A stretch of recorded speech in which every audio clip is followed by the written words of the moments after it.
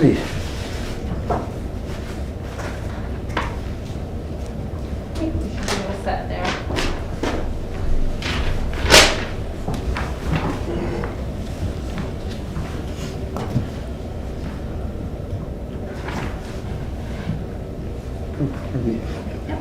Okay, welcome everyone to the Environment Sustainability Committee meeting, Tuesday, January the 26th, 2021.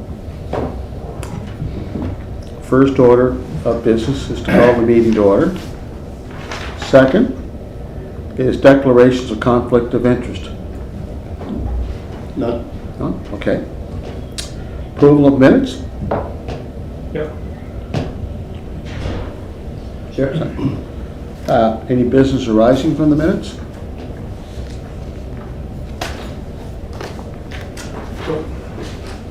Sorry. I think there's actually like business arising from the minutes right on the agenda. It's Yeah. So, is there any business arising from the minutes? Well, I think you want approval of the minutes first. We did. Did we do that first? Approval? Or maybe I got ahead of I myself. think we missed approval of the agenda. I'm sorry. Approval of the agenda. Move. Oh, I'm sorry, Mr. Chair, I just we removed the transit operational budget draft for today. We're having a meeting with the 3 municipalities later this week, so we'll bring back budget. So that will not be up we won't be discussing that today. Okay, thank So you. that would be removed. And then, yes. Okay. So, approval of the agenda and modification there to remove the transit operational budget to a future date. There's still more work to be done. Approval of minutes. I think we did that. I just have a question, Chair, on you said, are we at the business arising? I was just wanting to follow up with, we had talked last time about the skunk removal. Did that go into RFP already? It is not. No. And I can provide an update on that if you'd like. Please. So I know there were some questions raised at the last council meeting, and I wasn't there at the last council meeting. So what was discussed at the last meeting was we made a recommendation that we look at changing the skunk and raccoon control services based on a review that we did. The committee determined that they did not want to make that change at this time, so that we would be going out with a standard RFP for skunk and raccoon services for the next 3 years. But the committee did agree that we could look at, in our pricing structure, we could look at individual pricing of skunk and raccoon capture so that we could do a little cost comparison between a few different options, and that we would bring that back then to the committee before we signed off on the final approach. So when's the tender supposed to go out? It'll go out next week, and that'll have the updated price. It'll have the existing service that we already do without the denning qualifier, which was a major stumbling block for operations. And then it'll also have a line where they can provide pricing on individual captures if we were ever to move to like a subsidized version of the program or a rebate version of the program. Yeah, so just so I'm clear though, Rolanda, are we going out to the same as we had in the past, or are we going out the same we had in the past plus a clarifier or a rider, shall we say, on the day? We're going at the same as we have in the past, Yeah. but on the bid sheet, they'll also have an option of looking at just providing pricing for individual captures. And what that'll give us is a sense of what is our individual capture cost.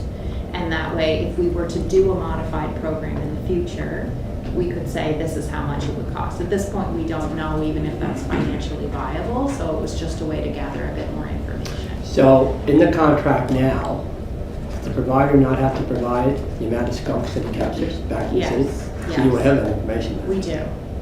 So why are we asking for it again? We're not asking for the number of captures, we're asking for what they would charge were we to only ask them on a case-by-case basis to do a removal. Like, what would their price be if we wanted to do a skunk removal in this scenario, As opposed to a flat rate. as opposed to a flat rate? So with the skunk, so right now it's skunk and raccoon, that's why you Yes. can't differentiate that, okay? So you want to pull out the skunk, separate it from the raccoon? Yep, we want to look at that, and then also what is the per capture rate? Okay. One of the things that come up over the last few years, and I don't know if it can be corrected or not, but when a call comes in on a Friday, the trap is brought out to a person's home, and then let's say they capture either the raccoon or the skunk, and then have to wait for the entire weekend before Monday rolls around for the Come retrieve it. yeah. So I don't know, Ramona. Can we in the tender bid, can we make that clear that you know, if the animal is caught, that the resident doesn't have to wait, you know, all weekend. Yeah, I would think it would be too. You know, because I mean, that was one of the things that kept coming up, and I'm sure there's a rationale for it, but nonetheless, that's one of the things that I've heard over the years, and I wonder if we can kind of close that gap where once the animal could be caught on Friday and nothing can be done till a Monday, and I think I'm right with that. I think I'm accurate with that information. Yeah, And- I'm just scanning it here now, and it does look like we could strengthen that piece. Well, yeah, I'd like to, you know, once the animal's caught, the resident says, okay, picks up the phone. I mean, is their first point of contact, is it to the company or is it to City Hall? Maybe it's both, either phone or an email, or whatever the case may be, the animal's caught, please come and get it, Yep, I can make that you know? adjustment. I'd like that kind of put right in the package so the companies that are bidding know upfront what they're getting. Okay. Is that I'd be okay? surprised if you allowed them, even the trap for near 3 days. Well, I don't that's, think they If deliver, it's a lot. from what I understand, there might be no delivery on Friday of traps. Yeah, Maybe the right way around is okay. it's more on the regulatory side, so the province actually issues Yeah. a trapping license, so Yeah. that's where it would specify some of Yeah. those rights issues, but we'll make it clear also in the. yeah, because what was happening was, I know I had a resident in Walton Drive. I mean, the raccoon was there, she called the raccoon Rocky, and, you know, the raccoon kept coming back. And then eventually, I don't know, she captured the raccoon or what took place, but there seemed to be some type of, I'm not trying to be critical, there seemed to be some kind of a discrepancy or disparity or some deficiency of some sort. So if we can somehow close that gap, because I think it's a good program. We started out here, when I first got here, it was a skunk program, and then I lobbied to add the raccoon component, because some of these raccoons, I mean, they're huge animals. They can do a tremendous amount of damage. You know, a person's home, I mean, they can cause up to $10,000 worth of damage to people's homes. Easily. So, anyway, somehow we can look at that, Ramona. Any other business arising from the minutes? Great, all right. Okay. Business arising from the minutes. 5, University Avenue underpass. So, Mr. Chair, my understanding is that this discussion came up last committee to have a meeting with an associate from Coles Associates. That's correct. And I was asked by our CAO to just ensure that we do have support from this committee to have that meeting, and that we want to be having that meeting, and that's the consensus of this committee, that they would like to investigate that project further. Well, I did bring it to a previous committee meeting, and the committee did agree to at least have the presentation from the engineer, because it's an active for transportation facility infrastructure, and if you look at the work that's been done through Parks and Recreation, Hammeridge Creek, all the ways over to University Avenue, And the act for transportation with the new road that the university has put in. That eventually takes you over the rails to trails. It's a natural progression. We have a great opportunity here. The Minister of Transportation, the Honorable Stephen Myers, is very enthusiastic about this project. This will cost the province, through federal funding, and that's through COVID as well, about 80% of the project. So, it, financially, it positions the city financially well. So I just want to explore it. I think it's a good project. And if it's there, I mean, financially, it makes all the sense in the whole world. Yeah, I think what Ramon's getting at, though, Councilor Truro, is what I said to him in that email. It's really not jurisdiction of this committee. That's a public works issue. And I think, that's what's going on in City Hall here, is we're all starting to cross lines and doing things in other people's jurisdictions. We, at the end of the day, we can listen to the presentation. Let's hear the But presentation. you can't make any decisions. I didn't say that. No. My first step, Councilor Bernard, I want to hear the presentation, Yeah. right? Because Well, yes, but I mean, so. let's hear the presentation, and then see where it goes from there. Yeah, I'm not interested in hearing it. That's To be honest fine. with you. That's fine. Because and two, I don't believe that if you read the terms of reference, it's not something that this committee is responsible for. But you must admit, we do act for transportation projects, like the one we're doing in Riverside Drive, right? That is an actor for transportation project. This here qualifies. I mean, I talked to the minister, we had a meeting down at the province, right? This project qualifies. It wouldn't get funding under this committee. It would have to be under Well, Public Works. maybe yes and maybe no. There's I don't know. There's no question. Well, do you know what, that's open for debate, but right now, okay, before we even get to that stage, let's hear the presentation. Would it make sense, Chair, to, if you want people to hear it and it doesn't, if Councilor Bernard's correct in saying that it doesn't fall under this committee, to have all council hear this presentation, to see if it's an interest to pursue? What I want to do first, Julie, I just want to hear the presentation, this committee here first, right? If there's merit to the project, then we'll go to the next stage. But I don't know where, to say if there's merit, we'll go to the next stage. It's not our call to do that. That's like us going up and doing and coming up with a public works project and saying, I want to listen to it, then we're going to take it to the next stage. But It's not our jurisdiction. But Terry, I talked to the province, it is active for transportation. It is infrastructure. That's how we're going to get the funding. It's a tunnel. Pardon me? It's a tunnel. It's also connected to, and is relevant to, qualifies and is eligible for active for transportation funding. That came right from the minister. So, if I can, Chair. Yeah. Ramona, does this fall in this committee, do you believe? Or, just not only anybody on the spot, but. Oh, you just read terms of reference. And when it refers to the trail work, it refers to working with the other two committees, being Parks and Rec and Public Works, to make the trail safer. So that's the only allusion to. If it involves all three committees, then again, going back to Councilor McCabe's point, then chances are it's touching on every councillor. So why not have a presentation to all of council, and then whatever each department is responsible for at that point, they can review it.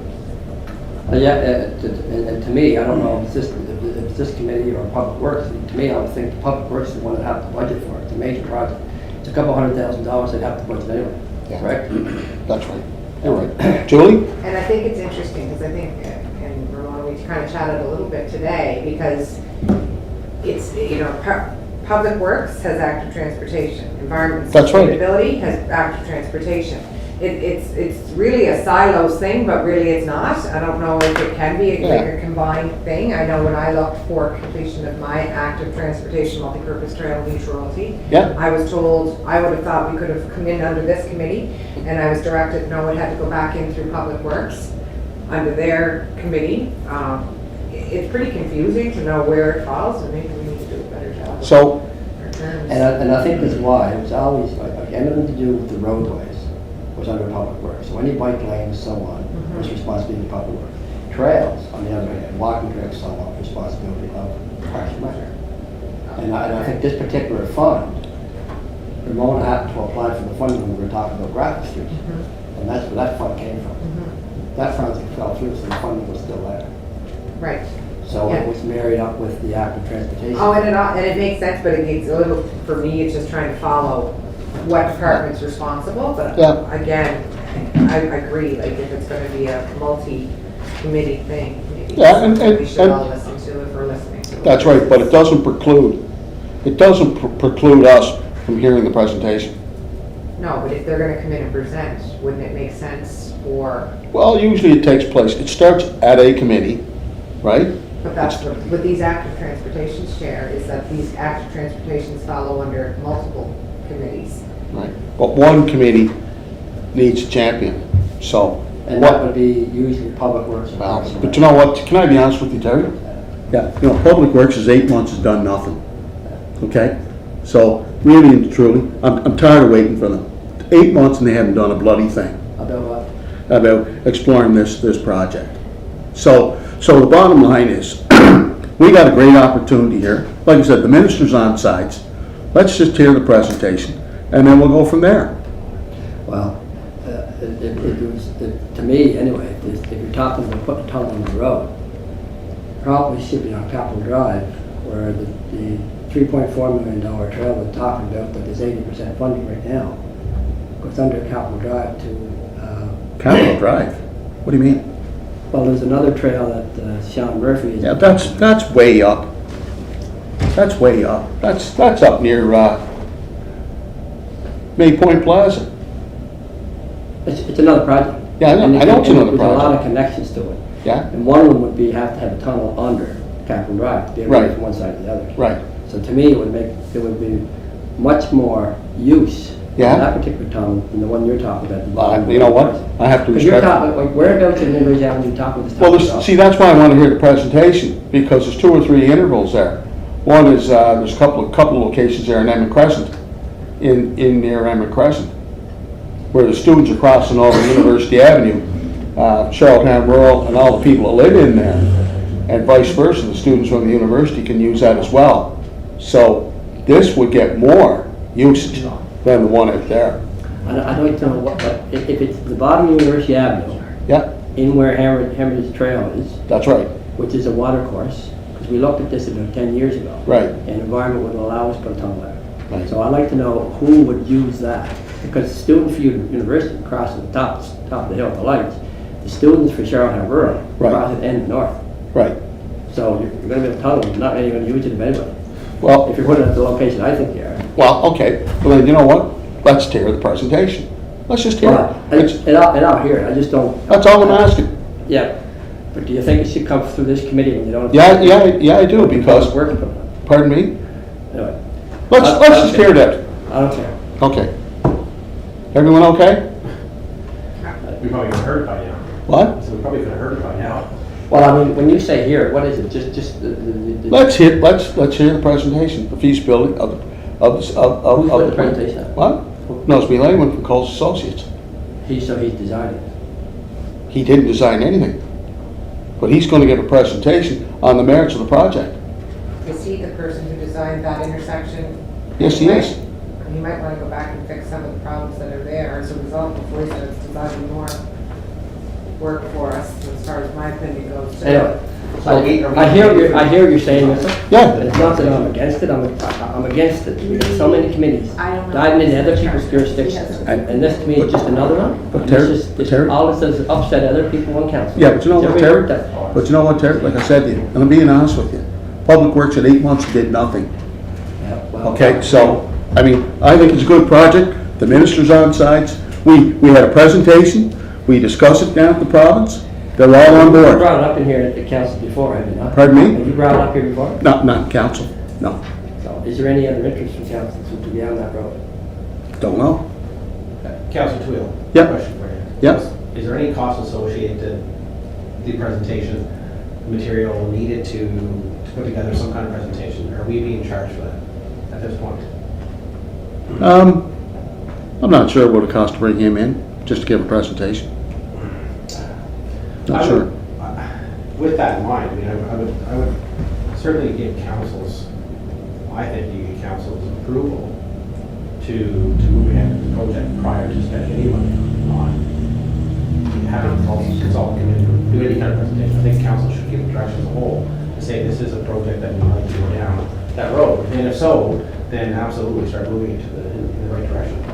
But if council has no appetite, I think that we're spending money up front, don't have it shot down before you. You know what? But you know what, Which I Greg? think maybe what's going on in public works, they may not have an appetite for it. I mean, they're trying to But I think, now. I think council needs to agree that this is the direction that we want to go prior to spending any money on something, as opposed to the other way around, and all of a sudden find out that we spent 10 grand or whatever it may be on something to find out the council never had an appetite in the first place. Well, I think that's what Judy was saying earlier.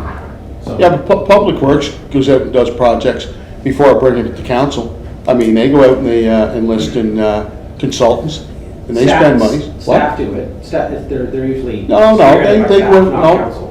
No, but they still go outside and get professional services, and then bring it to the committee. The presentation, if it was free, no cost to the city, no obligations, I'd hear it. If it's gonna cost money, then I would say that get the consent of council prior to, and then have the presentation prepared and presented. That'd be It's a my- slippery slope. It's because any committee we say we're not happy with, we'll just bring their agenda in here, we'll just okay, then we'll move it on. Well, it's not that, Terry. It's what I'm saying is, we got an opportunity to have this project being funded 80%. I know, I heard all that before. Okay, I know you heard it all before. Same with the trail that I'm talking about in West Royalty. We have an opportunity to fund it 80%. So it's a $3.4 million trail. It connects all of West Royalty. Right. And the cost to the city and the province would be $400,000 because 80% of it's eligible under the active transportation fund. Right. And then the $400,000 the city would owe, we could be applying under the municipal transportation fund also, possibly getting 50% of that. It costs us $200,000 for a $3.4 million trail. Right. I would second what Councillor Rivera said, Councillor Chair, is that if we could, if it's free, and it's not costing anything to bring the presenter in. Well, we'll find out, Ramon. Can you give Nosby a call, see what it costs? Come in for about 45 minutes. Okay. Reports. Environment, sustainability, capital projects, adjustments. Okay, so we did bring our budget to committee, our final capital budget to committee last meeting in December, and it has been reviewed by the finance committee. They've sent it back to us in saying that we can have a total of 1.3 million net of funding. So that means that we can contribute 1.3 million in city funds, and any additional costs above that would have to come from external sources of funding. So basically, if you look at your project budget, that would mean that currently we could cover the cost of completing phase 1 of the bypass multi-use path, as well as completing phase 2, contingent on receiving the funding from the province. And that would put us at 1.26 million in our capital budget, and we'd only have an additional 40,000 to spend over and above that. So that wouldn't include our carryover of our fish ladder project or any of the other initiatives that we discussed at our December meeting. So looking for feedback from the committee on next steps. Well, I know to kick it off. I'm personally, I'm very disappointed that we got that information back from finance. Now, I don't know if the finance committee or this is Closed session. what?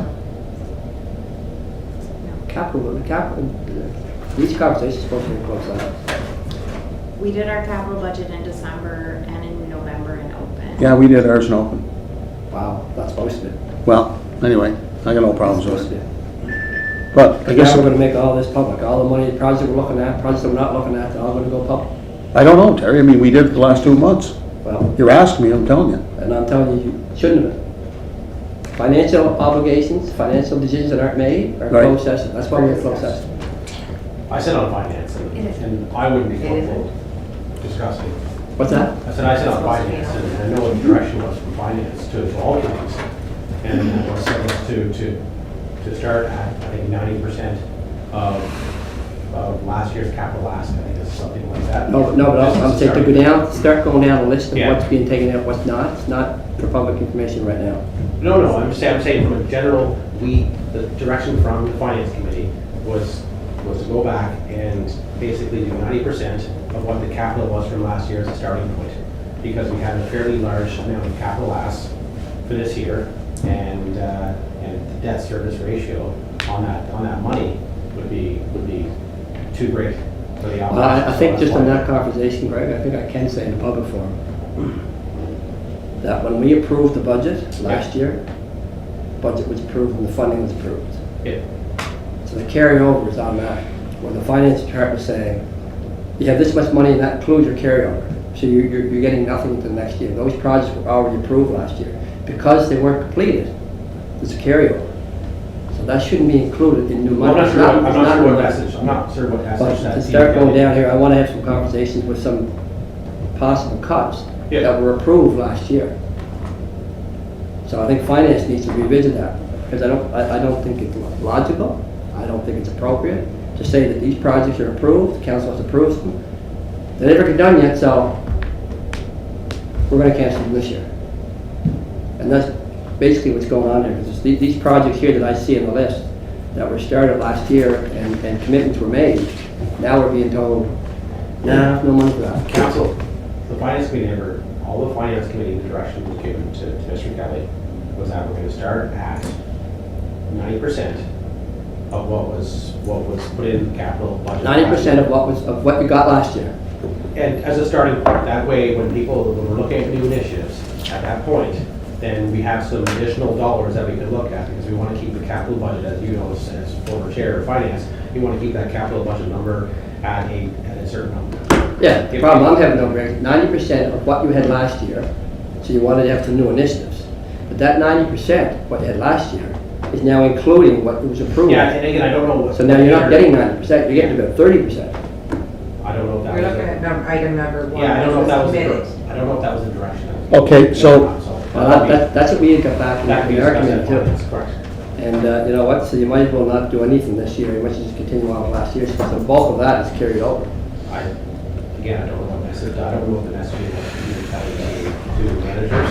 But I guess the I'm not sure problem, that was But that's why, these, anyway. okay, so That's why finance is always behind closed doors. There's nothing concrete made yet, and to have these discussions back and forth financially and what projects. I think it's a little bit of clarification before we, so I would just kind of Can just we, leave it as is and just take it back and clarification on that. from my Well, side. I understand that, but I guess from a philosophical point of view, the problem I have, or the concern I have is that it goes to finance.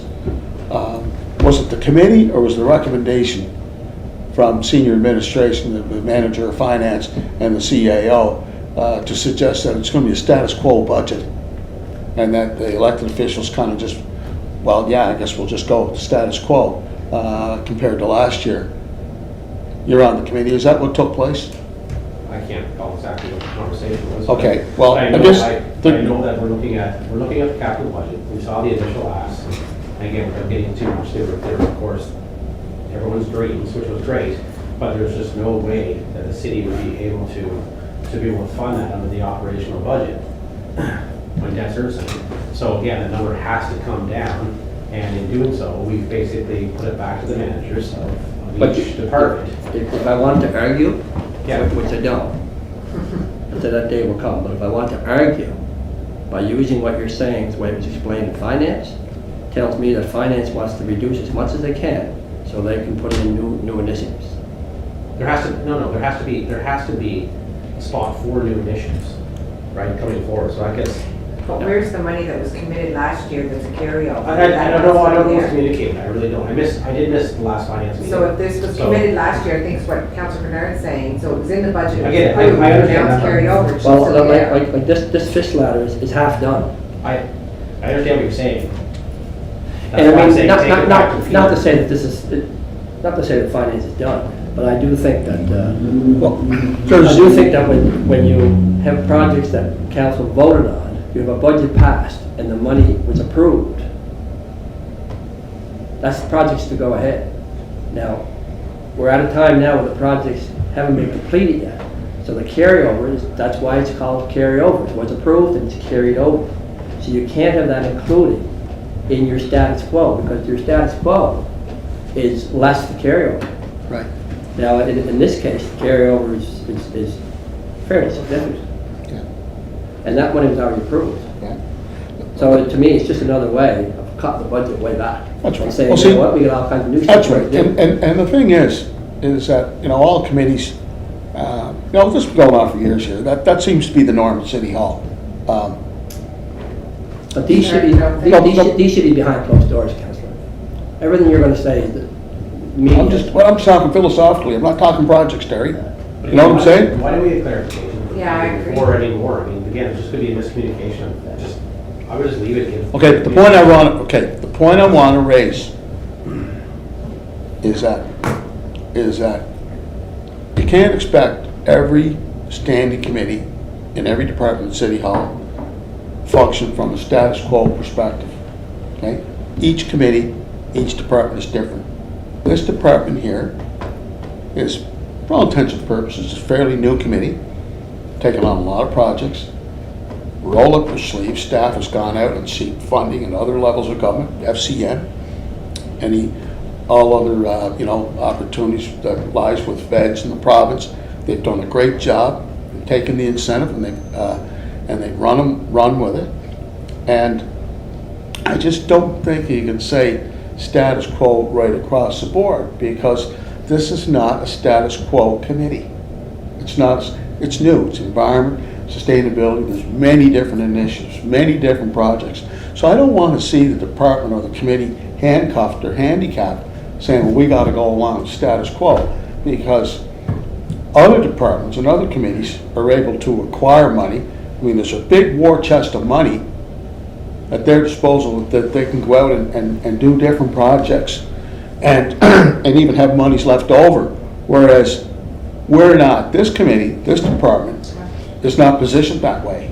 So, yeah, I think we need a clarification, Greg. I agree with No, you. but I think what it comes down to though is, so the finance department is responsible for the finance of the city, what the city can afford and not afford. So I think, and they have a finance manager who advises them. Right. And staff. So they come up with a figure that they say the city can afford. Yeah, yeah, So right now, they're saying that status quo. They're asking people to go out, look at their budget status quo. right. So, and see what you submit. The status quo, all I'm saying is the status quo does not include carryovers.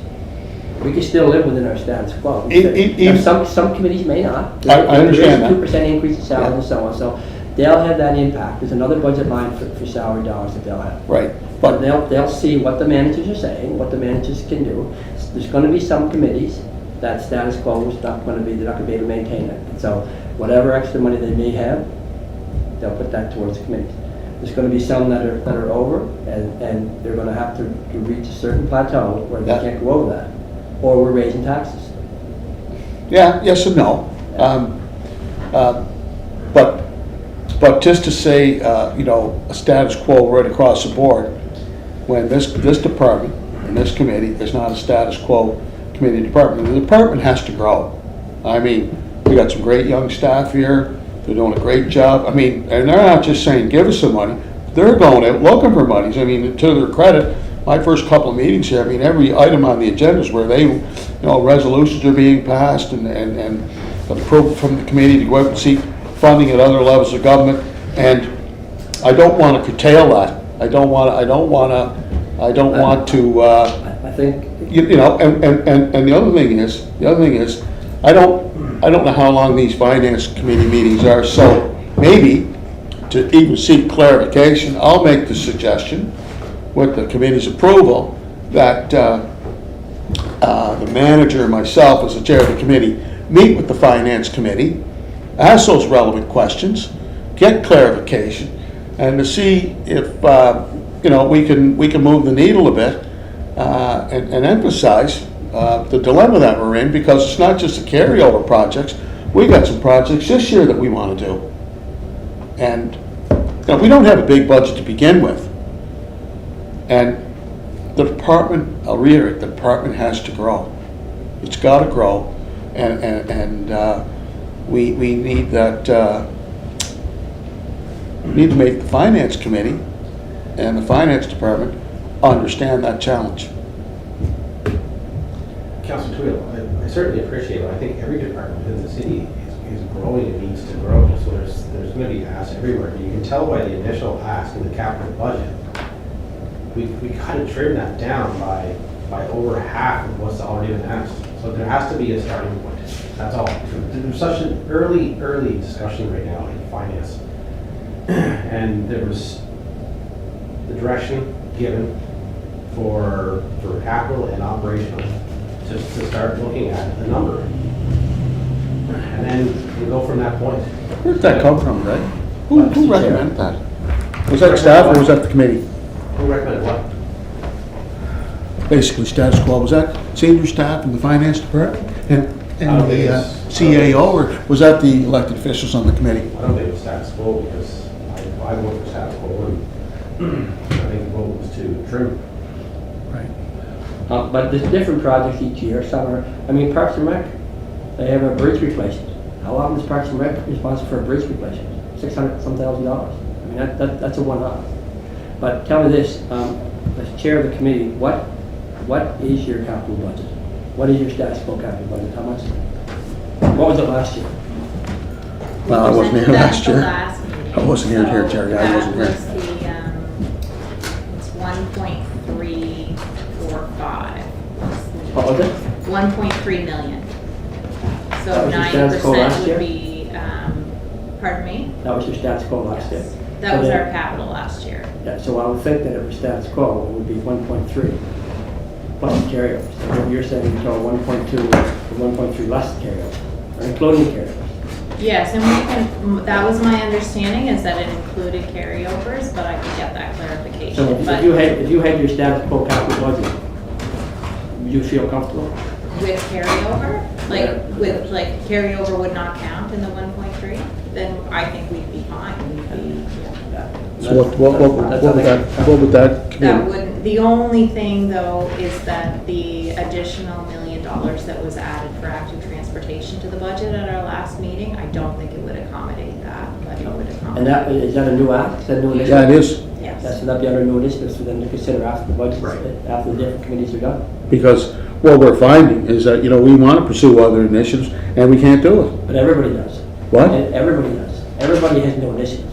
And that's what I think Greg's trying to say, is that they're trying to get, here's what we have to work with, bring it back and let's see what we have, and let's see what we have for new initiatives. I think the problem becomes, she's okay, and most departments are okay with the status quo capital budget. As long as it doesn't include the carryovers, because it shouldn't. That money's been approved. If the projects were done, that money would have been spent. That's not factoring into what you're borrowing this time around. How much And more? that's what I think the finance. Maybe a new initiative Terry. could come back to a strategic plan from all of us Right, so- coming together to decide what we'd like to see in that. So, I guess, Councilor Bernard, you understand, because you chaired finance. So Yeah. There's certainly a window to borrow money, Yeah. but there's a debt associated with borrowing that money that comes out of operational. We're being told by our finance manager that here is what you can borrow from capital, Yeah. and this is what we can afford to pay back through operational, which is the debt servicing. Yeah. So, yeah, we may be able to borrow, let's say 80 million.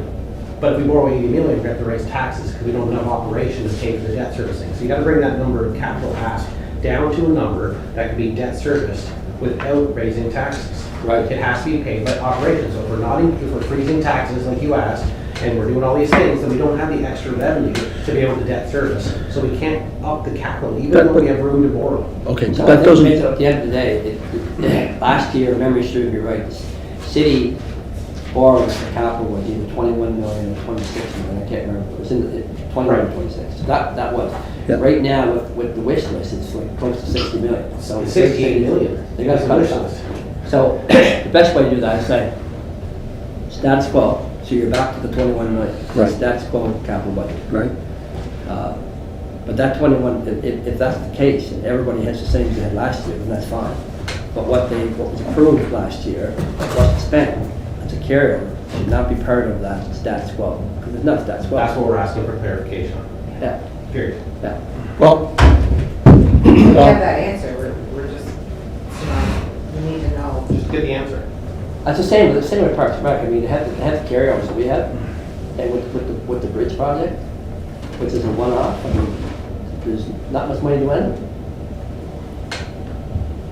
Because, I mean, if the carriers are included in our capital ask we had last year, then we're down over half of what our capital budget was last year. So, and that wasn't a very big budget, the capital budget. So it's down to half. There's not too many projects. But anyway, it'll be clarified. Well, and maybe we can go in and meet with the finance committee, That's up to the chair, not my call. you know? What usually happens is you try and do what they ask. Yeah. If you can't, the finance manager will give reasons why. And then if they want to meet with the manager and the chair, they will. They got a cut, they don't agree, they'll come in and hear your side. And the last few years, I think we've been able to come up with a budget that everybody was happy with, the first couple of rounds. The key is putting through as many new initiatives as possible. Okay? So reaching the maximum capital spend that we can without raising taxes Yeah. is the key. Yeah. And I think, where I think this is going, Gregory, and I agree with you, but you can't cancel projects that you already agreed to do. We didn't last cancel year. anything. Right now, if we have to go with this, yeah, this project's you're I know, canceling. but we put, again, the messaging, I don't know what the messaging was, but it was sent back to the committees. Asking to operate at 90% Do you of know last what? year's. Do you know what? What? And that's all well and good. But I guess the thing that really troubles me is, why wasn't that message delivered at the outset? Because we've embarked upon an exercise, working on it the last 2 or 3 months. We get through all this, sitting there for an hour and a half, going through with a fine-tooth comb, projects we want to pursue, projects we can't do, some we'd like to, but maybe not now, right? So I guess my critical analysis of finance, whether it's at the elected level or whether that's the staff level, why wasn't that message delivered? They know the figures, they know what shape the city's in when it comes to retiring the capital debt and projects versus versus taxes and all that kind of stuff. Why were we not, and it's not a criticism of you, Greg, but why were we not delivered that message from the outset so we know before we start going down that road and looking at going through spending an hour here, an hour and a half there at the elected level, and then the staff are working and trying to do their due diligence? That's a question I have. Why weren't we told up front? Well, I guess you have to ask the chair of finance. No, I will ask him. Talk to the CEO. I will ask him. You need to talk to the manager. But I think at the end of the day, everybody wants to reach the same goal, and that's to not have to raise taxes, but yet achieve the projects that we want to achieve. I mean, Mitchell, it's the same thing as Christmas. There's probably 10 things you'd like to have for Christmas, but at the end of the day, you may get 2. And you know, this is the wish list is out there. As Greg said, it was around $68 million. The wish list. They don't have $68 million. I understand that. Or we'll be raising taxes. We have 68 million. Oh, we have. We can't service it. Yeah. Yeah. It's the operational that restricts how much we can borrow. Correct. And our operational, But we had a surplus, right? we have surplus. We had a surplus. Yeah, but also, we have, again, we should be discussing the budget stuff, but again, we have collective agreements that are coming. Yep. Where there's 4%, whatever raises that are given. 2. For 2 years back, because we're behind in the collective agreement by 2 years. So you have these people coming forward, these departments, and all of a sudden you owe a ton of back pay. Because these agreements just This took is place. too. I was just gonna say, why don't we get the clarification and Anyway, return back to. I know, but we're just having a general It's just not, discussion. Oh, I know, it's just not as but there's easy a as lot looking at a there. surplus number and saying it's free, because there's. Yeah, I know. I just wish we would have known up front. Then. Anyway. Well, I think there's a new committee there too, and I think they're learning as they go along too. Okay, so having said all of that, go back to my agenda. Clarification, Ramona, for capital. B, operational, same thing? We Well, need. I think what we're agreeing to is if Ramona and the committee was able to get status quo capital they got last year, she can work with that. The carryovers are separate. And then come back with any new initiatives that potentially could be added based on Yeah, what we have left over. Correct. because then she has some money to work with. Yeah. Are we going Operation, to have another meeting before our other meeting, once you get that information? Is that what I'm understanding, or is it just gonna be? And as for operational, it's 5%. We're asking from status quo. We're gonna have to have a few more meetings yet. Yeah, no, I know, As a starting but point. before a month's time, that's when we'll, okay, I just want to All right. clarify. And that's the same with operational too, right? Norm? 5% off status quo from Is that the last year same? as a starting point. Is that the same with item B, operational Yes. budget? This is the operational budget. For this one, we were told to come back with a 95%. Okay. And I just want to clarify, my understanding is these general conversations about budget are supposed to be happening in open session according to the MGA. Should read again. Finance issues, decisions not made, closed session. Anything that's gonna be spent is passed by resolution. Well, I'll If tell that you. was the case, finance would be an open session every time they met. But we're just having general discussions, folks. Yeah, but when you start throwing around figures, you start throwing around projects, that's not general She discussion. is clarification. What's the clarification, Cindy? Well, just that under section 119 of the MGA, there is no reason in there unless you're dealing with contracts. There's nothing that prevents you, or allows you, I should say, to have a closed session meeting to deal with anything financial. Recently, there was feedback provided by the municipalities to the province on amendments, proposed amendments to the MGA. One of the reasons that was suggested was financial reasons or budget reasons, and it was not approved at the provincial level. The province did accept some of the feedback, and the MGA has been amended, but not for that reason. But under the MGA, Cindy, under section 119, you have that up, front of you? Yeah. Chair, I'm just asking a question.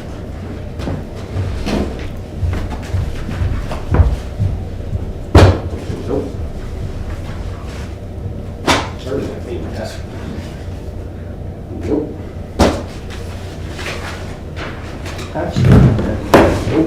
Well, you know what? Can we get, can we please get clarification? Thank you. Okay, let's move along, folks, because we got a meeting tonight. We do. Um, We really do. Okay, tree protection bylaw amendments. Jessica, please. Sure. Yeah, so this was a repeat of the report that went in December. And Yes. it was requested to come back to the committee for further discussion. Yes? So, Mr. Chair, I'm sorry to interrupt, but I know that Councilor Bernard wants some clarification on this, so maybe could we just wait for 1 second? Oh, on the previous discussion? Yes. Okay, thank you. In the meantime, I'll go through my papers.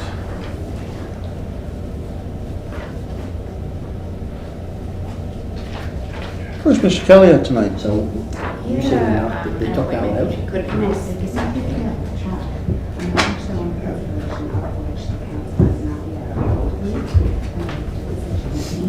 Which is what?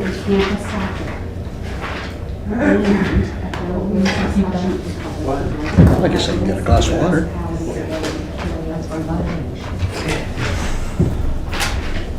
So there are reasons or situations that could come under that, but this is not one of them. That could be negotiated.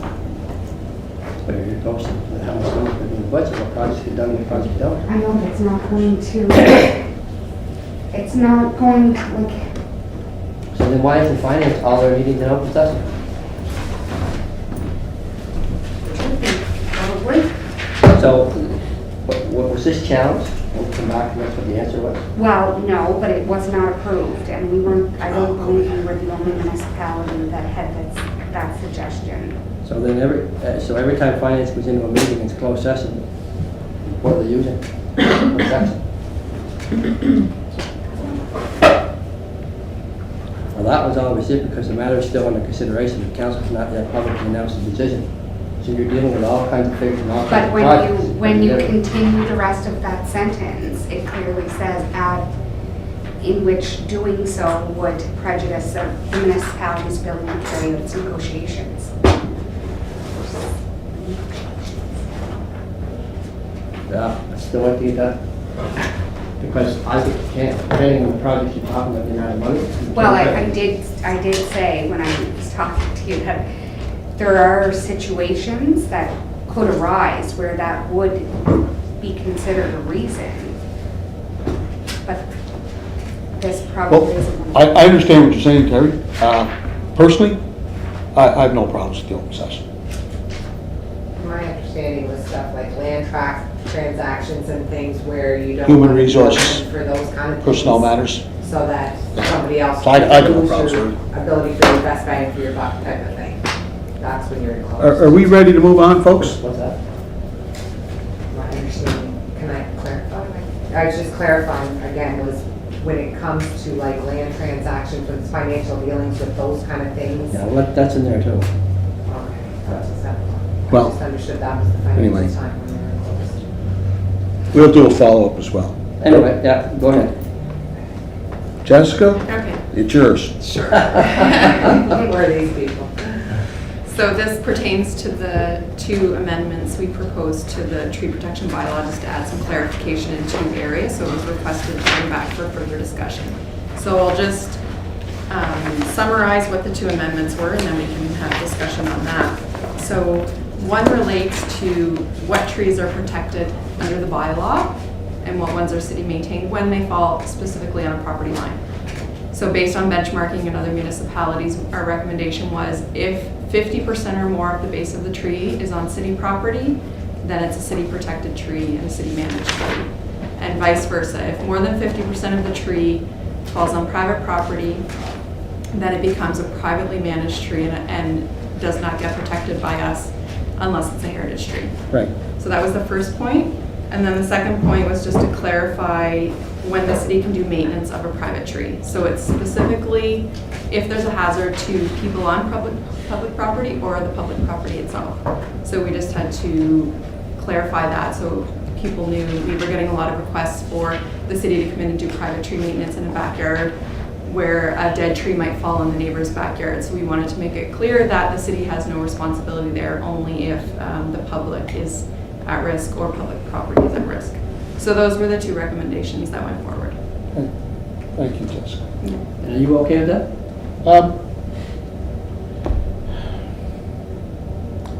I understand, we should be going to someone's backyard and helping out with tree maintenance. I guess my difficulties is when it's close to the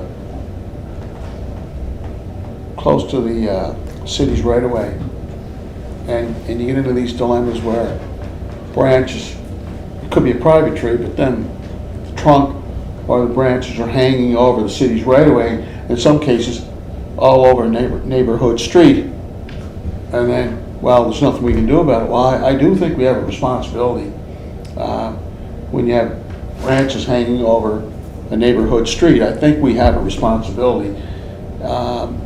And the other thing is that some of these trees are huge. I mean, they're monsters. And when they're right close to the property line, or in some cases on the property line, and there's always debates about whether it's public or private. And, to take these trees down in some cases for $1,000 or more. And I don't know. And I know you probably did a jurisdictional scan, Jessica, and you looked at other jurisdictions to see what their best practices are. I find when you're in these situations it ties you down and there's no flexibility, and I always try to function from a perspective of what's reasonable. What is reasonable, what's realistic, what can the constituency come to expect from a regional perspective, or from a reasonable perspective. Then there's the other situation. I don't know if we even talked about it. It's when you have a storm or if a hurricane comes in and a bunch of trees come down because of that. Because you have huge weather event where some of these big trees come down and it's on their property, in some cases could be blocking their entrance into their homes and whatnot. And what is their responsibility? I know the province has a program where they go in and assist property owners, but here in the city, for some reason, we seem to steer away from that. And we say, well, it's, a big tree come down, it's not our responsibility. And I would like to, and we don't have to do it now, and there have to be, obviously there's going to have to be some discussions with Public Works, Jessica, but I'd like to look at what the province is doing, to help. Like I said, if there was a hurricane tomorrow and a bunch of trees come down, you have a senior living at home, we want our seniors to live at home, and they don't have the wherewithal to be able to, Julie talked about, her and Chris going around with a chainsaw and being able to, help out the constituents. Well, we don't have those resources in some cases, and I'd like to be able to help assist residents, because these are pretty traumatic events, and they get traumatized by it, and they get scared and they're fearful, and the question becomes like, what can we do to help? And I want to help them. So I think I reiterated that at the last meeting. But anyway, those committee, what's your thoughts on what Jessica just said? So in response to your example of a hazardous branch over a right-of-way or a storm, so we do say in here that the city reserves the right to work on a private tree if there's a risk to public property or the public. Okay. Our request would go to the resident first. If we see there's a hazardous branch and it's a private tree, we would request that resident take care of that. If they refuse to do that, we reserve the right to go and do that ourselves if there's a risk to the public. But you also have the right to make them do it, make them pay. According to this bylaw, right?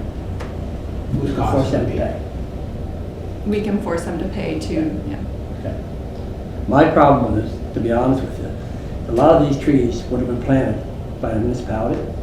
Nobody would look at the boundary lines when they planted them. I don't disagree with what you're saying. I'm not going to be an elected official going in somebody's yard and measuring an inch here and an inch there to see which properties are.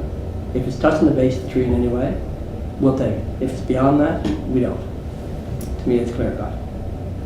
The only challenge with that is, and we can have discussion on that, so it's not just about maintenance, it's about protection. Yep. So if a tree falls on a property line, and we say that now, regardless of what percent of that tree trunk is on the property line, it's now a city tree for city maintenance. There are a lot of homeowners that don't want the city to do that. And I'll give you an example. A resident wanted to put a pool in his backyard, and in order to do that, he needed to take a tree down that was on the property line. So if we're saying, regardless of what percent of it's on the property line, that's now a city tree, city managed, through the bylaw, they can't take that tree down anymore. But if we say that because it was more than 50% on his property, now it's his tree, his ownership, and he has the right to remove that to do construction. And So it's not just maintenance, it's right, protection. But we're talking about 95% of the issues are maintenance.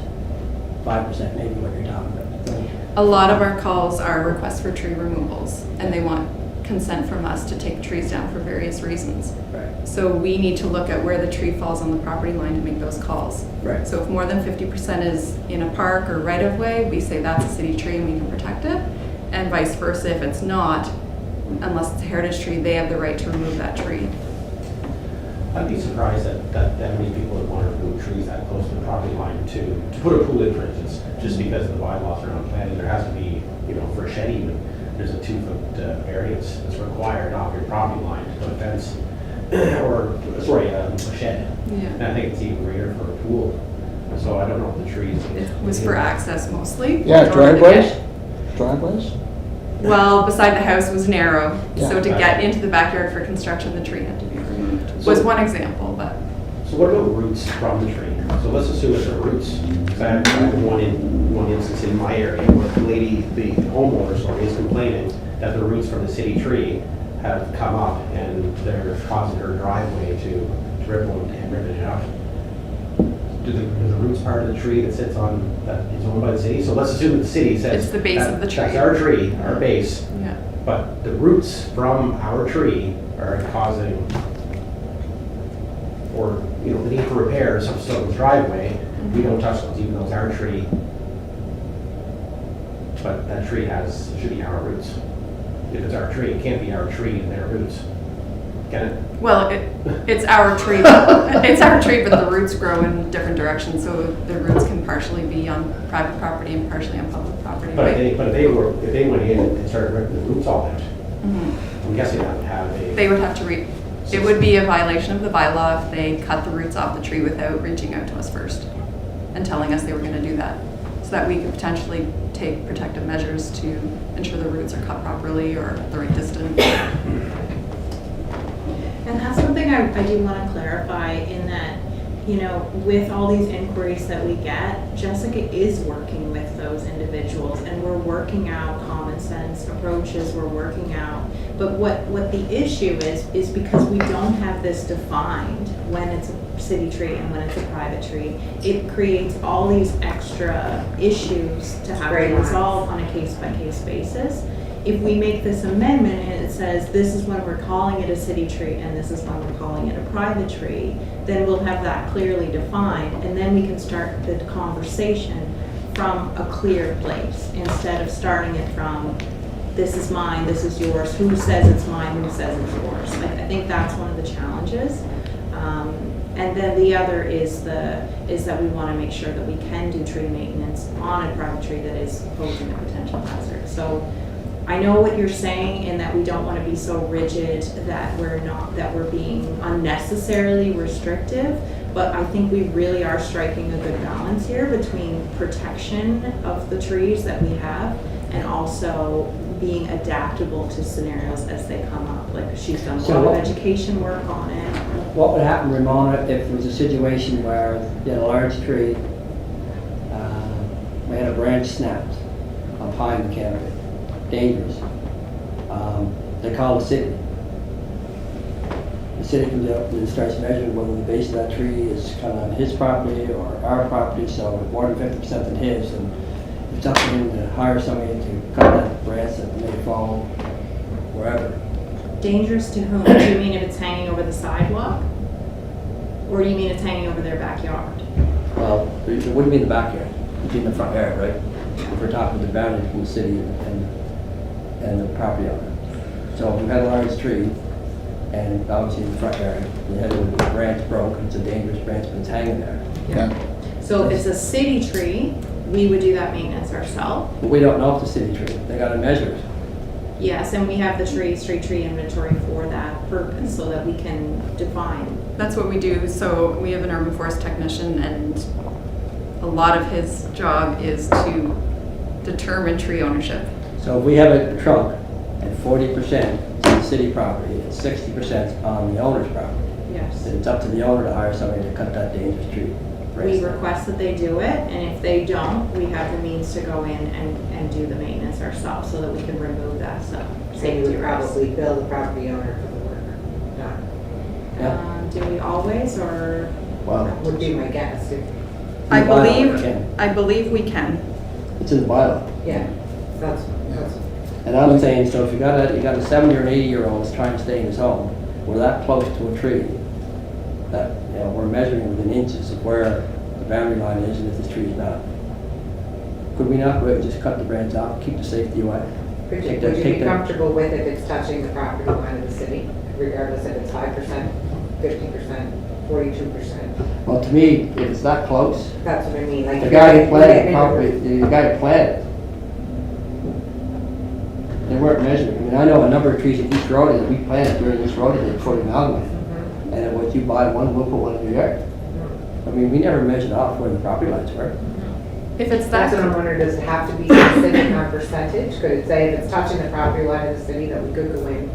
That's all I'm saying. Yeah, I think that, is But that? then, as a private homeowner, are you going to want somebody to come and be, like if you plant, say I plant a tree and it's over the growth of, you know, over its lifetime, it begins to touch the property line. And then all of a sudden I see the city coming in and doing something to my tree, I don't like, yeah, and we have Would run, it only come in though if there was an issue? But wouldn't that be the common sense, where you guys would deal with the common sense wise? but wouldn't we want the property owner themselves to take care of their own tree that they I'm sure planted on their own I'm sure property? they are. and there's a lot of homeowners. Like I know who a are tree very- right now that was planted 2 years ago, where we were going door to door offering free trees up at Sandalwood. It's on this person's property, not on the property line, not on city property, it's on her property. It's what we planted. Right, She but said that was free a roofs. gift to her, was She it would- but not? she A wouldn't gift know. to her, and then it becomes her to maintain? What's that? Wasn't that a gift from the city to that property owner, and then it becomes their responsibility to maintain? Did we sign an agreement with them that we would then be in charge of watering and maintenance? and No, we went in to the perpetuity? door and said, would you like a city tree? Sure. Okay, where would you like to plant it? Out there somewhere. Okay. Yeah, Go back see- away and dug it up and planted it. Did you want to add something, Jessica? I was just gonna say, it's not uncommon for a resident not to want us to touch their tree. People are very attached to their trees. I had an example where there was a person with a stone dead tree in their front yard. And I spoke to them about why they weren't removing it. And it related to that tree being attached to her husband who had deceased. And, you know, we might think we're doing them a favor by saying, like, doesn't matter what the tree is, we'll come in and take care of it. Yeah. But like I said, not everyone wants that. That's true. If we say that the city's gonna assume responsibility for trees on the property line, as per the bylaw, that also means we have the right to protect it, which I don't think a lot of residents want that either. So I'm just saying we have to be careful about what we decide. And, you know, if we go out and there's a hazardous tree over a right of way and it's like so close it's 60-40, Yeah. you know, like Ramona said, we're gonna use common sense. You know, if we, in order to find out 100%, we'd have to pay for a survey. So unless it's super clear, you know, more like 80-20 or 70-30, you know, unless it's super clear, we're going to err on the side of being helpful than being difficult, right? I would hope so, but Yes. you guys are gonna be here forever, and that bylaw, once it's written, it's written. Yes, So- but we have to have here's the other something side of that, that, though, Jessica, is the canopy, if it's over city property, they don't need permission. What the law says is that if it's on your property, that you have the right to go cut those branches. So if I have a tree in my backyard and it's hanging over my neighbors, Mhm. he has a right to cut that right down the property line, branches right off it. So do we.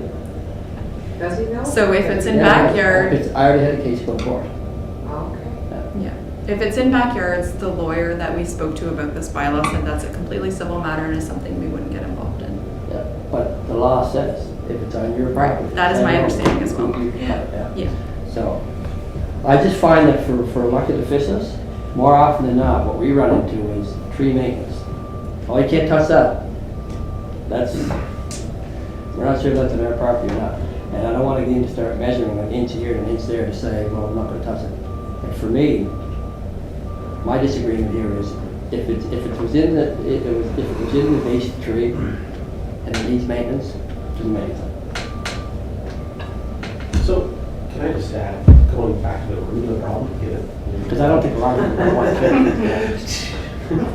Anyway, to talk about the canopy, again, going back to the roots, again, the same idea is that the roots from this tree could be exposed, causing damage to the homeowner's house, driveway, whatever it may be, foundation. And if it's a city tree, and they would have to get permission from us to basically do any work on the roots. But wouldn't the same rules apply for the canopy? If the canopy was over top of their property and over top of their roof, and when wind, was hitting the thing, they could chop it down, that's per law. Why would they be able to do the same with roots? Any part of the tree, if a resident wants to cut it, Yeah. prune it, kill it, spray it, do anything like that, if it's a city tree, they have to reach out to us first. Not just the roots, the whole part of the tree. So we can go back to Terry's comment, just around the canopy, so if the city tree. He was talking about a backyard tree. I like you said front yard too. Well, either or. Yeah. If it's on my property and the canopy's over the city can come and cut those branches. It's on their property. They If put you have a the backyard tree and it's on a fence line and the canopy goes over into your neighbors, what he's Yeah. saying is it's a Yeah, civil but matter. he's saying front lawn too. That's what I'm saying. So what I'm saying is if it's a city tree, it's protected through the bylaw and anything to that Even if the tree. canopy's falling over top of your Even if property. it's So you any can't, kind no, of, you can't chop it down, or you can't. if it's No, a no. city tree, not if it's a private tree. Okay, folks, one more, we're gonna wrap her up. What's that? Gonna wrap up this If agenda it's a item. city tree, then you wouldn't need permission to cut that canopy. the resident would need If it's permission. If it's my tree on the front yard, and I have the canopy over the sidewalk, Mhm. and I don't want you trimming it, Mhm. you can't, that's what I'm saying. It's over city property, Mhm. it's caused an issue, the city can come and trim those branches without my permission. If it's hazardous. Yeah, so it's the same thing with the front and the back, is what I'm saying. No, the backyard trees, we don't get involved in at all. No, we're for reversing he's the asking though. No, Terry, I'm reversing the situation. I'm not saying a tree on private that's going on the city, I'm saying a tree on the city that's going on a private. So if you have a city tree and the canopy goes over top of your house, Yeah. and during the wind, it's hitting and hits the house, you're not allowed touching that tree, even though that whole portion's on your property. You can't, you're not allowed trimming it. Until you I get, would say the court would say different. no, until you get permission from the city. I'd say the Yes, city's I mean, gonna and you, have to do it. and you would probably want us to come and do the work, right? So Right, if I'm it's a just saying city that's tree and not- if it's, I'm just saying that's the rule. And it's got- if it's hitting your house, then We'd expect it you would to- expect us to come Okay. and prune it, right? So, where are we at? So it's up to you to approve the amendments to the bylaw. The ones you proposed last month? I think they went to council and then got sent They back didn't here. get it, it didn't get read at council. It gets That's right. sent back here because Sent of the back base of here. the tree issue, and I had an issue with it. So, Sorry, Mr. Chair, I will say we do not have the capacity to maintain private trees. And part of it is this, you know, is like defining what is within our responsibility and what is not allows us to actually maintain those trees better than we would if we're trying to run around doing both private and public. So that's really, the root of this also is a capacity issue. And I think we need to define ownership in this bylaw in order for it to be effective, and that's what we're trying to do here. And just to add to what Ramona said, to give you a snapshot, so the city does not have a year-round crew Right. that maintains trees. So we have a seasonal group of people that assist with tree pruning and tree planting. So they're only here for 3/4 of the year. And we contract out tree removals to a company who we hire not even once a week on average throughout the year, right? So our resources for tree maintenance are quite small. I'm gonna move that we would send this on to council for approval. Send this what? That we'd send this on to council for approval.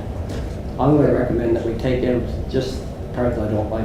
If the base of the tree is on the city property at all, that the city will be responsible. okay. And is that tree, just to ask for clarification, are you saying that now becomes a city-owned tree or just a city-managed tree? And is it protected by the bylaw or not? Well, what I'm talking about is if maintenance needs to be done to the tree, Yeah. that we don't argue over 6 inches this way or 2 inches that way. If the base of the tree, if it needs maintenance, the city will do maintenance. But the bylaw is asking for clarification on not just maintenance, but is it protected by the bylaw? Can that homeowner then remove that tree, their own tree? Because if we maintain it, they're not allowed to remove it without checking with us.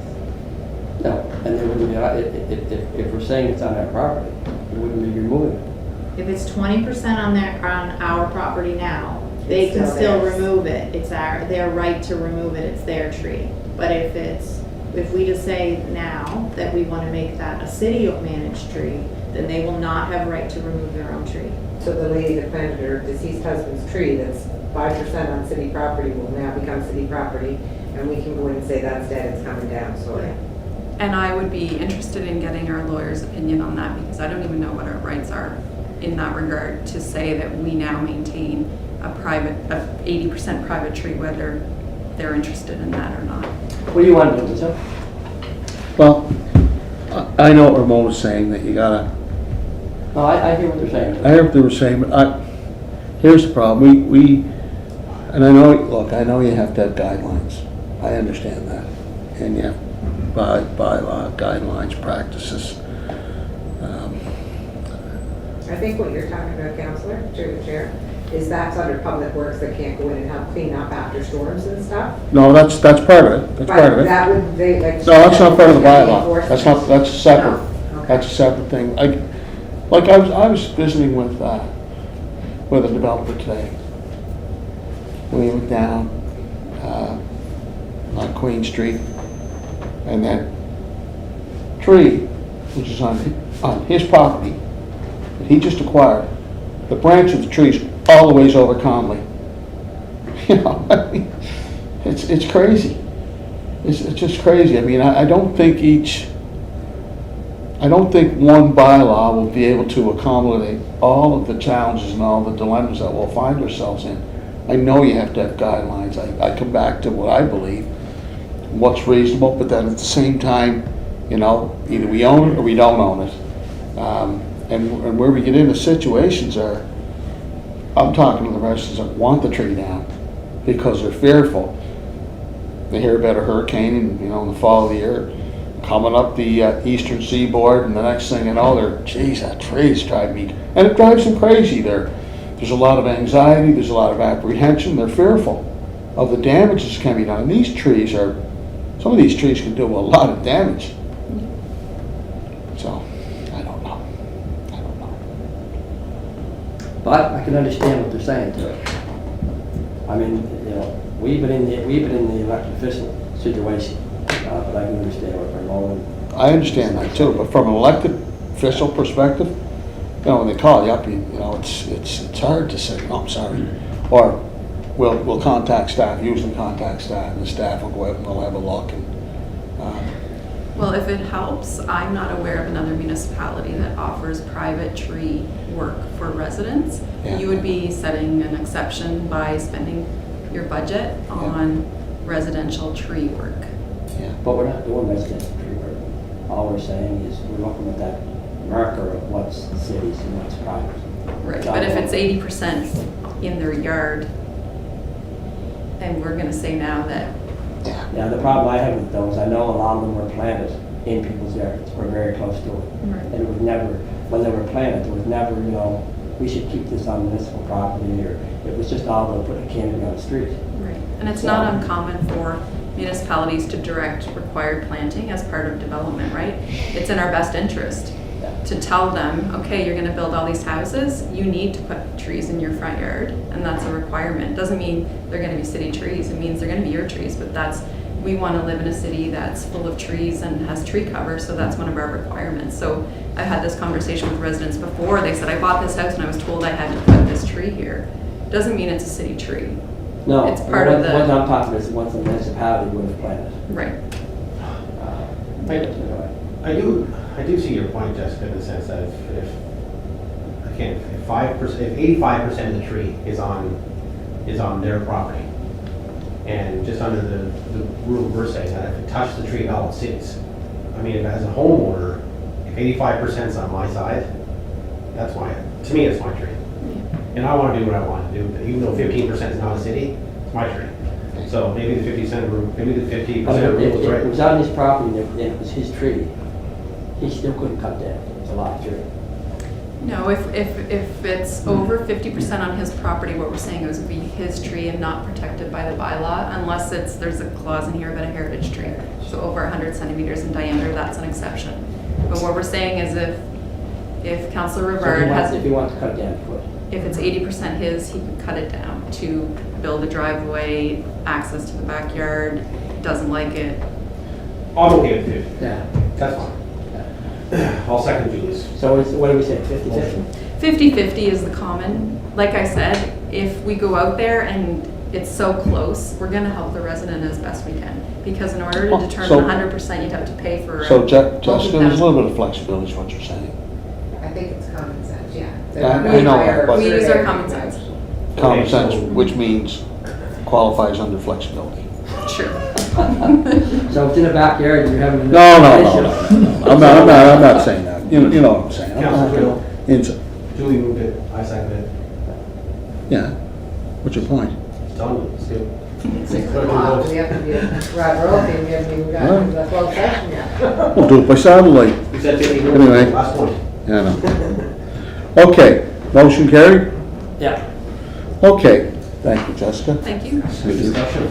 Okay, These are hot topics. well, it is. It is, you know what, it is. Energy updates from previous requests of the committee. Come on. Thank you, Mr. Chair. On December 23rd, the Public Works and Urban Beautification Committee met. They had a discussion about the energy performance contract, which we had sent to their committee. Towards the end of it, letter of references were requested. from the 3 municipalities which had made use of the energy performance contract through Honeywell within the Atlantic bubble. I reached out to all 3 of them. I got 2 written letters from 2 of them, and one of them wasn't able to provide me with a written letter as of yet because they're in a course educating their staff.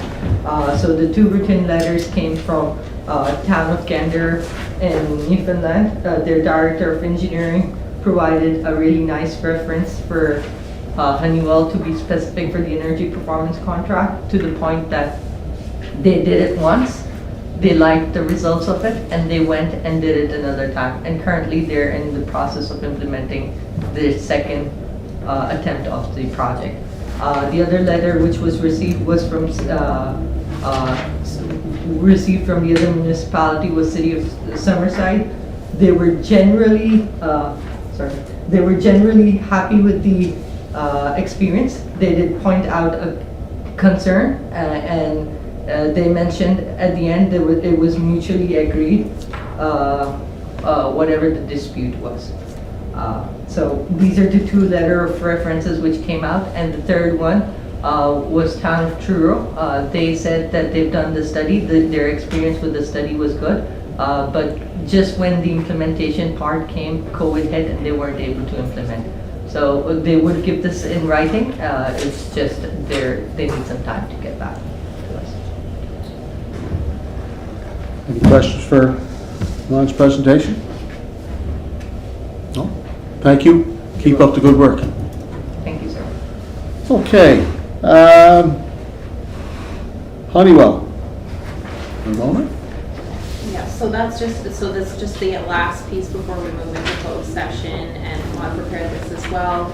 You had requested, Mr. Chair, some information on previous upgrades that have been completed at the Cary Bell Lion Center, so we've just sort of summarized some of the savings that they've achieved through projects that they've done in the past. And again, these are just follow-up items from comments that came up from presentations that we've made, so we wanted to include that in the package for your reference. Okay. And then, unless there's questions on that, then we could move into the closed session. Okay.